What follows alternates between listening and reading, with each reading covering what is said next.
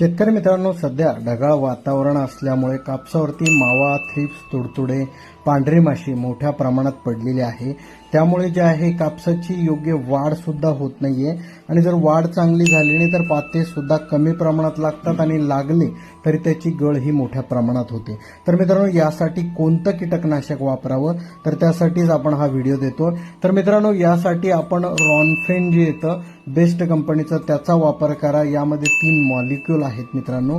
हे जे आहे 2 प्रकारे काम करतं, एक स्पर्शजन्य आणि आंतरप्रवाही. म्हणजे तुमचं फवारणी केल्यानंतर जेही त्याच्या संपर्कात येतं त्या कीटकांचाही नाश करतं आणि जर ते संपर्कात आले नाही, त्यांनी रस शोषण जरी केलं तरी त्याचा सुद्धा कंट्रोल करतं मित्रांनो.